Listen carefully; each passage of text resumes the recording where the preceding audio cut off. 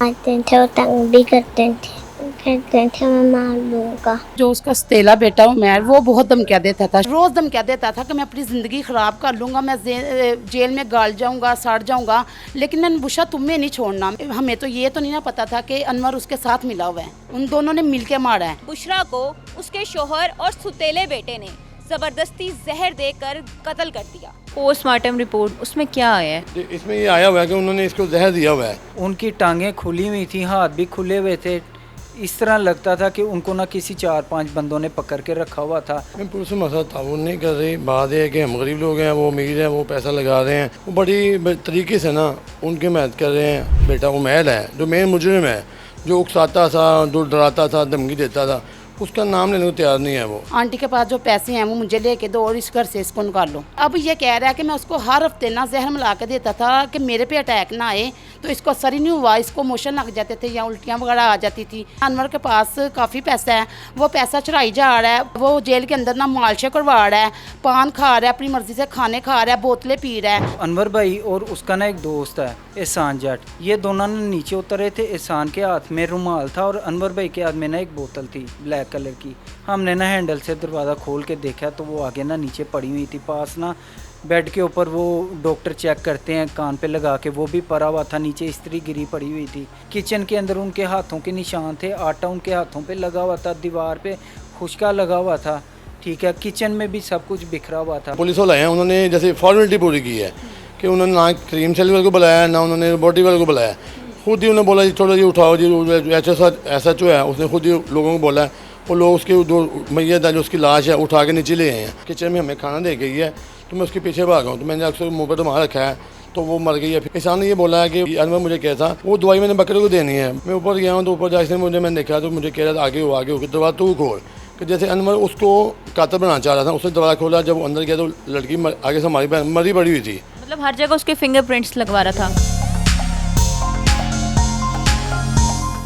अस्सलाम वालेकुम नाजरीन, मैं हूं वजीहा अब्बास और आप देख रहे हैं अपनी नौयत का वाहिद crime show lady crime reporter. नाजरीन, हमारे मुल्क पाकिस्तान के जो हालात चल रहे हैं और जो अफरा तफरी का माहौल है, इसने इंसान को इतना लालची और हवास बाख्ता कर दिया है कि इंसान भूल चुका है कौन बेटा है, कौन बेटी, कौन बीवी तो कौन माँ। वो जायदाद की लालच में अपने ही रिश्तों को ख़त्म करता जा रहा है। नाज़रीन, कहा जाता है कि जो मर्द होता है ना, वो घर का मुहाफिज होता है, लेकिन अफसोस की बात है कि अगर घर का मुहाफिज ही इस तरह करे तो औरतों का या घर वालों का क्या होगा। आज जो दास्तान हम आपके सामने लेकर आए हैं, इसमें बुशरा को उसके शोहर और सुतेले बेटे ने ज़बरदस्ती जहर देकर कत्ल कर दिया। नाज़रीन, ये खौफनाक दास्तान क्या है और किस तरह से पेश आई, चलिए मेरे साथ तहकीकात शुरू करते हैं।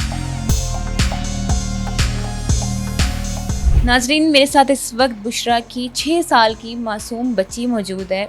आइए उससे बात करते हैं। अस्सलाम वालेकुम बेटा। वालेकुम सलाम। क्या नाम है आपका? नाबिया।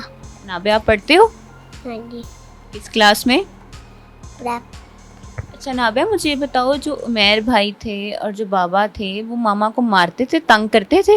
मारते थे और तंग भी करते थे। कैसे तंग करते थे, बताओ ना। हर दफा मारते थे, आपको भी डांटते थे?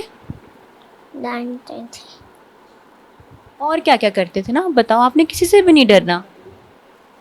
कहते थे मैं मार दूंगा। मम्मा क्या कहते थे? मैं आपको मार दूंगा। हाँ जी। नाजरीन, आपने देखा मेरे साथ वो छोटी सी बच्ची मौजूद थी, उसको पता भी नहीं है कि उसके साथ कितना बड़ा सानिया हो गया है। उसे अपनी पूरी ज़िंदगी अपनी माँ के बगैर गुजारनी है। सो जितनी हम बात कर सके, उसने एक ही बात की है कि भाई और पापा मम्मा को मारते थे, मम्मा को तंग करते थे। वो बार बार एक ही बात रिपीट कर रही है और इस बच्ची ने पुलिस को भी यही बयान दिया है कि मेरा जो भाई है उमैर और मेरा जो बाप है अनवर, वो मेरी मामा को मारते थे।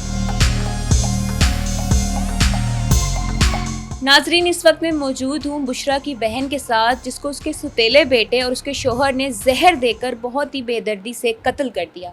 आइए उनकी बहन से बात करते हैं कि वाक़या किस तरह से पेश आया। अस्सलाम वालेकुम। वालेकुम अस्सलाम। सबसे पहले तो बहुत अफसोस हुआ। अल्लाह ताला आपकी बहन को जन्नतुल फिरदौस में आला मुकाम अता फरमाए। क्या नाम है आपका? साइमा। साइमा, मुझे ये बताएं कि किस तरह के ताल्लुकात थे बुशरा के अपने शोहर के साथ, और उसकी तीसरी शादी थी, कब शादी हुई, सब बताएं। शादी को 9 साल हो गए हैं, बेटी 6.5 साल की है और ना जो उसका सतीला बेटा उमैर, वो बहुत धमकियाँ देता था, शुरू से नहीं अच्छा समझता था, लेकिन अब साल हो गया बहुत ज़्यादा ही तंग करता था। मुझे ये बताएं कि किस बात से उमैर की लड़ाई होती थी? उमैर यही कहता था इसको घर से निकाल दो, या इसको डिवोर्स दे दो, या इसको घर से निकाल दो, मेरी शादी करो, मेरी शादी करो, आंटी के पास जो पैसे हैं वो मुझे लेके दो और इस घर से इसको निकालो। पैसे कौन से थे? पैसे जो हैं वो ना अनवर के भाई ने हिस्सा दिया था, और बाकी कुछ उसकी कमेटियाँ वगैरह भी थी, कोई 20-22 लाख था। और यही कहते घर से ये निकले, ये घर से निकले, ये छोटी बच्ची है 6.5 साल की, इसको कोई भी प्यार नहीं करता था। तो जो बुशरा हैं उन्होंने कभी आपसे जिक्र किया था? बहुत मरतबा कि आप ही यानी कि ये उमैर मुझे धमकियाँ देते हैं, तो मैंने यही कहना कि तुम उसके सामने ना आना बुशरा, तुम उसके सामने ना आना। लेकिन हमें तो ये तो नहीं ना पता था कि अनवर उसके साथ मिला हुआ है, उन दोनों ने मिल के मारा है। और ये रोज़ धमकियाँ देता था कि मैं अपनी ज़िंदगी ख़राब कर लूँगा, मैं जेल में गाल जाऊँगा, सड़ जाऊँगा। लेकिन मैंने बुशरा तुम्हें नहीं छोड़ना, मैंने बुशरा तुम्हें नहीं छोड़ना, काफ़ी मतवा मारा हुआ है। बुध वाले दिन मैं गई हूँ तो फिर मेरी बहन मुझे कहती है कि भाई सैमा हफ्ते वाले दिन साढ़े घर फैसला होना है, तो अनवर भाई कहते हैं फैसला हो ही जाएगा। जो भी अनवर ने बयान दिया आप मुझे सब बताएं। अनवर ने पुलिस में अब ये बताया कि मैं उसको 3 माह से मारा था, लेकिन वो मरी नहीं। तो ये एक दिन मुझे कहती कि भाई साइमा मुझे ना इसने बर्गर ला के दिया, वो तो इतना कड़वा जहर है था, तो उन्होंने ना सॉस शायद गलत डाल दिया, ख़राब उनकी सॉस थी। तो मैंने ना गौर ना किया, मैंने कहा कि हो सकता है उनसे मिस्टेक हो गई हो। तो कहती बाजी खा के ना तो मुझे एक बाइट मैंने ली है तो मुझे तो उल्टियाँ ही शुरू हो गई हैं। फिर अनवर बाहर गया है बहाने से जाके, इसने ना किसी आदमी से उसको फ़ोन करवाया है, नहीं आप ही हमारी ना सॉस गलत थी, हम ना आपको नया बर्गर बना देते हैं। तो फिर अगले दफ़ा ये हुआ कि 2-3 दिन के बाद ना वो फिर शवार में लेके आया है। तो उसने ना फिर मुझे कहती कि बाजी साइमा मुझे ना मैदे में दर्द शुरू हो गया है, जिस दिन भी अनवर ना शवार में बर्गर को चीलाता है ना, अब तो मुझे हज़म ही नहीं होता। लेकिन अब ये कह रहा है कि मैं उसको हर हफ्ते ना जहर मिला के देता था कि मेरे पे अटैक ना आए, तो इसको असर ही नहीं हुआ, इसको मोशन लग जाते थे या उल्टियाँ वगैरह आ जाती थी। तो मैं कहता था ये खुद ही मर जाए, ये अनवर के बयान है। मतलब कि वो 3 महीने से किसी ना किसी बहाने से अनवर जहर दे रहा था कि ये खुद ही मर जाए। हाँ जी, और मेरी आपी ना मुझे कहती थी मेरी बहन कि आपी मेरे ना हाथ सुन होते हैं, पाँव सुन होते हैं, मुझे सारी रात नींद नहीं आती, मेरा ना दिमाग काम नहीं करता, मुझे ना बहुत मोशन वगैरह आते रहते हैं, उल्टियाँ वगैरह आती रहती हैं, मेरा जिस्म में ना ताकत नहीं है। तो हमने कभी इतना गौर ही नहीं किया कि चलो कोई नहीं सही हो जाएगा, लेकिन ये नहीं शक में पड़ा कि अनवर उसको कुछ खिला रहा है। अच्छा मुझे ये बताएं कि अनवर करता क्या था और उसकी पहली 2 बीवियाँ कहाँ पर हैं?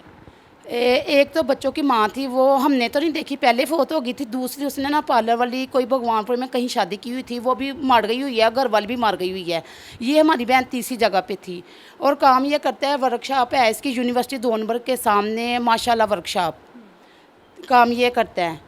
मुझे ये बताएं कि पुलिस आपके साथ ताउन करी जब तक तफ्तीश हुई है, जो भी आप मुतमईन हैं, क्या कहती है पुलिस उस बारे में? आप ही जैसे मर्द हमें आके बताते हैं, वैसे हमें तो कुछ भी नहीं नज़र आ रहा कि कोई हमारा साथ दे रहा है, हमारे साथ ताउन कर रहा है। फ़िलहाल ना अनवर के पास काफ़ी पैसा है, वो पैसा चुराई जा रहा है, पुलिस फ़िलहाल उनके साथ है। वो जेल के अंदर ना मालशे करवा रहा है, पान खा रहा है, अपनी मर्ज़ी से खाने खा रहा है, बोतलें पी रहा है। अच्छा आपकी बहन के साथ इतना जुल्म हुआ है, आप कह रही हैं कि पुलिस वाले भी ताउन नहीं कर रहे, तब आला हुकाम को, IG पंजाब को, वज़ीर आला पंजाब को कोई पैगाम देना चाहेंगी?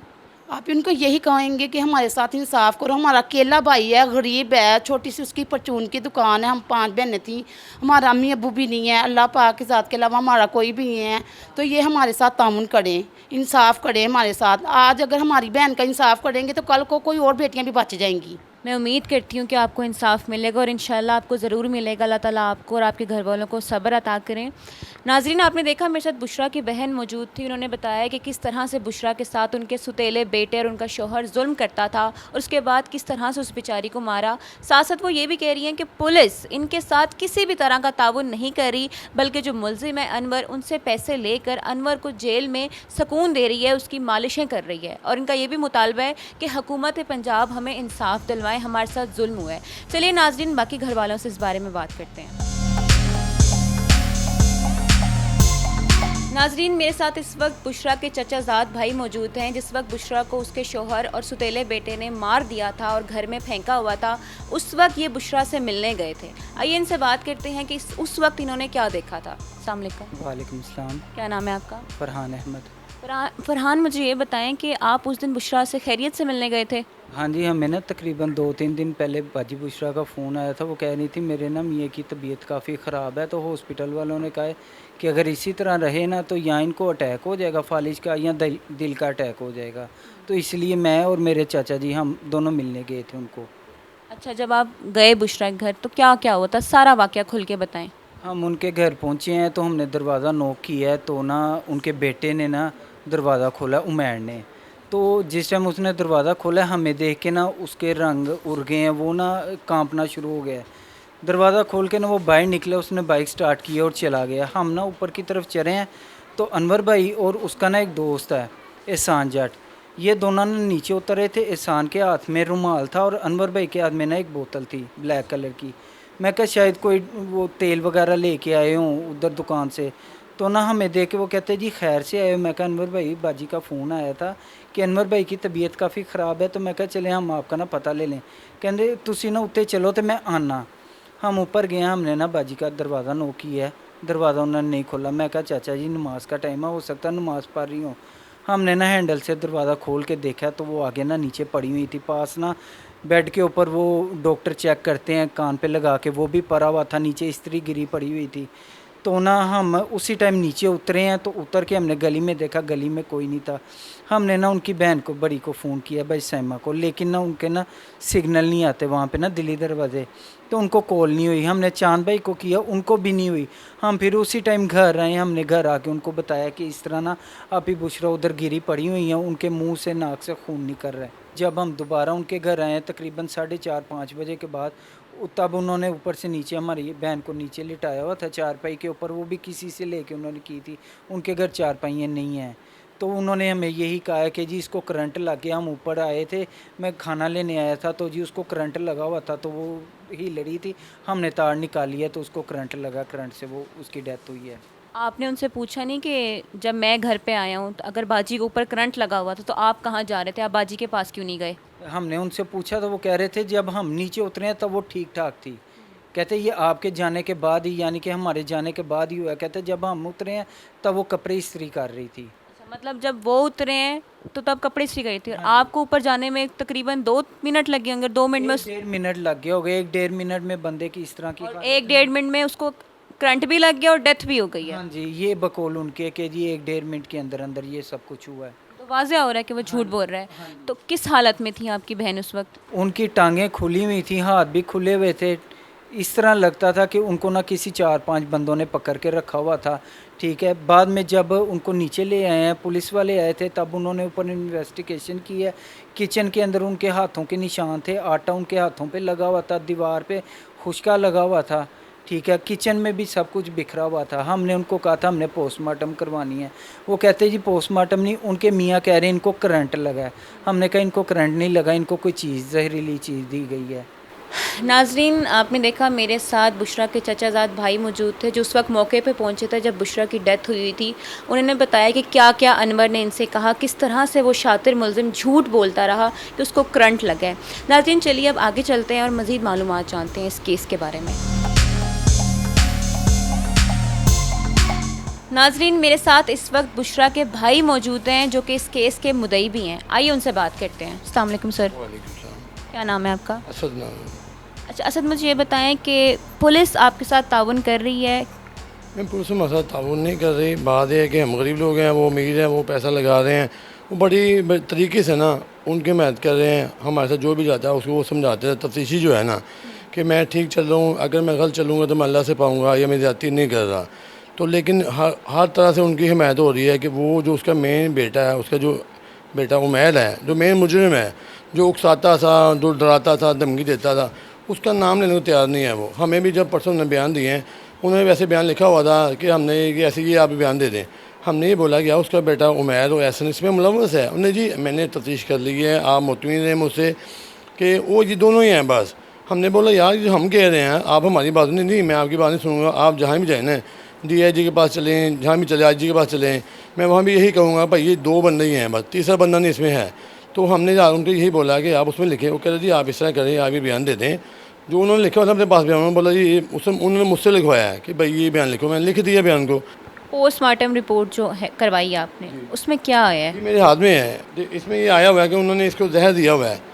जहर दिया गया, उस पर जुल्म किया गया। लेकिन अनवर साहब पहली रात जब वो थाने में गया तो वहाँ पे बड़े फ़ख्र से कह रहा था कि ना मैंने मारा था ना मेरे बेटे ने, तीसरा बंदा है ढूंढो किसने मारा है। अच्छा। कि वो ये उसको पता है कि मैंने पुलिस प्लानिंग से किया है, मैंने जैसे भी पुलिस उद्योग से भी ख़रीदा हुआ है कि पूरे जब हम गए फर्स्ट टाइम वहाँ पे तो आगे मैयत पड़ी हुई थी, मरी हुई थी वो, जब मुझे फ़ोन आया मैं गया हूँ तो वहाँ पे क्या हुआ कि पुलिस वाले आए हैं, उन्होंने जैसे फॉर्मेलिटी पूरी की है कि उन्होंने ना क्रीम सेल वाले को बुलाया ना उन्होंने बॉडी वाले को बुलाया। खुद ही उन्होंने बोला जी चलो जी उठाओ जी, SHO है उसने खुद ही लोगों को बोला है, वो लोग उसके जो मैयत है जो उसकी लाश है उठा के नीचे ले आए हैं। अब वो हमें बताया ये जा रहा है कि मैंने जो केस भी तो बनाना है ना, मैंने इसका क्या हल करना है कि हम इसका कोई मुद्दा बना के जो भी हम करेंगे तो वो जी जो मेन गवाह है ना वो तो ख़त्म हो गया कि जो क्राइम सेल वाला करते हैं या लेबॉर्ट्री वाले तो उसका वो जो सील करते हैं घर को फिर उसकी तफ्तीश करते हैं, तो वो कुछ भी नहीं की गई। हमें पुलिस ने बोला ये इसका आप डाटा भेजो, हम खुद ही लेके उसको चले गए हैं। अनवर ने बयान दिया कि किस तरह से जहर दिया उसने? जी वो पुलिस का मौजूद है कि पहले वो उनके 2 बयान है। पहले बयान ये कि एहसान और मैं हमने 3 से 4 बजे से पहले हमने वो क्लोरोफिन मंगवाई है तो हमने उसको दी है मुख्तलिफ चीज़ों में डाल के ना, तो उसको असर नहीं हुआ। फिर इसने एहसान नहीं कि वो लेके आया किसी पठान से मंगवाई है व्हाट्सएप के ज़रिए, तो वो इन्हें मंगवाई फिर उसको दी है। तो फिर उसने पहले ही बता रहा था कि मैं ऊपर गया हूँ, तो मैं फिर नीचे बैठक में फिर मैं ऊपर गया हूँ, तो मैंने जैसे वो किचन में हमें खाना दे गई है तो मैं उसके पीछे भागा हूँ, तो मैंने अक्सर मुँह पर रुमाल रखा है तो वो मर गई है। फिर दोनों ने उसको ना वो उसके हाथ पे वो लगाते हैं ना जो दिल की धड़कन चेक करता है वो लगाई है, तो वो मर गई है। फिर हम उसके पास बैठे हैं तो फिर हम चले गए। बाद में दूसरा बयान ये दे रहा है कि भाई ये झूठ बोल रहे हैं। उसका वकील वहाँ पे आया थाने में, उसने बोला अनवर को बाहर निकालो, तो मैंने आपको एक सच बताना चाहता हूँ, एहसान लड़का जो पकड़ा हुआ है तीसरा बंदा, हमें तो ये भी डाउट है पता नहीं वो है कि नहीं है। ये सारा मुद्दा अपने बच्चे को बचाने उस पर डाल रहे हैं। एहसान ने ये बोला है कि भाई वो उसमें जो ना कि मैं ऐसे अनवर मुझे क्या था वो दवाई मैंने बकरे को देनी है, बकरे को खिलानी है कि बकरे को जो भी मसला होता है तो उसके लिए, तो मैं ऐसे घर आया हूँ। ये मुझे जाके लेके आया उस दिन दोपहर में 1 से 1:30 बजे 2 बजे जब भी लेके आया, तो मैं नीचे बैठा हुआ था, इससे मुझे बुलाया कि ऊपर आओ, जूती उतार के ऊपर आओ। मैं ऊपर गया हूँ तो ऊपर जाके मैंने देखा तो मुझे कह रहा था आगे हो दरवाज़ा तू खोल, कि जैसे अनवर उसको कातर बनाना चाह रहा था। उसने दरवाज़ा खोला, जब अंदर गया तो लड़की आगे से हमारी मरी पड़ी हुई थी। मतलब हर जगह उसके फिंगरप्रिंट्स लगवा रहा था? लगवाए हैं। और उसको कहा गया कि वो जब डर रहा है एहसान के बको, जब वो डर गया उसको बोला ये इसमें हाथ में लगा के जिससे दिल की धड़कन चेक होती है, छोटा ही काला होता है, वो तुम लगाओ। एहसान के बको ना, एहसान से हाथ पकड़ के उसके हाथ चेक किया है, उसने बोला कि अनवर साहब ये मर चुकी है। मैं उम्मीद करती हूँ इंशाल्लाह आपको ज़रूर इंसाफ मिलेगा और अल्लाह ताला आप लोगों को सब्र जमील अता करें। नाज़रीन आपने देखा मेरे साथ बुशरा के भाई मौजूद थे, उन्होंने बताया किस तरह पुलिस इनका साथ नहीं दे रही है, इनसे ज़बरदस्ती अपनी मर्ज़ी का बयान दिलवा रही है और साथ साथ उन्हें कह रही है कि मेरे पास DIG आ जाए, IG पंजाब आ जाए, मैं किसी की नहीं सुनूंगा, जो मुझे ठीक लगेगा मैं वही करूँगा। नाज़रीन आपने बुशरा बीबी के घर वालों की ज़ुबानी सुन ली। आपको पता चला होगा कि किस तरह से ये 2 सफाक बाप बेटा पिछले 3 महीने से बुशरा को कत्ल करने की कोशिश कर रहे थे। वो दोनों पिज़्ज़ा में, कभी बर्गर में, कभी शवारमा में जहर मिलाते थे, जिसको बुशरा जैसे ही खाती थी तो उसे उल्टियाँ शुरू हो जाती थी। और आपको पता है ये लोग खाने में, पिज़्ज़ा में, शवारमा में, बर्गर में क्यों जहर मिलाते थे कि अगर बुशरा मर भी जाती है तो हम चालाकी से जो इल्ज़ाम है होटल वालों पर डालकर अपनी जान बचा लेंगे। घर वालों का ये भी कहना है कि हमारी मुहाफ़िज़, जिसे हम पुलिस कहते हैं, वो किसी भी तरह से इनके साथ ताउन नहीं कर रही है। वो बुशरा के भाई से ज़बरदस्ती बयान दिलवाती है और उनकी पूरी कोशिश है कि वो मैर किसी ना किसी तरीके से बच जाए। नाज़रीन कहते हैं ना कि अल्लाह की लाठी बहुत बेआवाज़ होती है, अल्लाह की अदालत से कोई भी नहीं बच सकता। मैं उम्मीद करती हूँ कि हमारे इस एपिसोड से आपके सामने इस कत्ल के तमाम हक़ाइक़ आ गए होंगे। मुझे वजीहा अब्बास को लेडी क्राइम रिपोर्टर के अगले एपिसोड तक इजाज़त दीजिए। अल्लाह हाफ़िज़।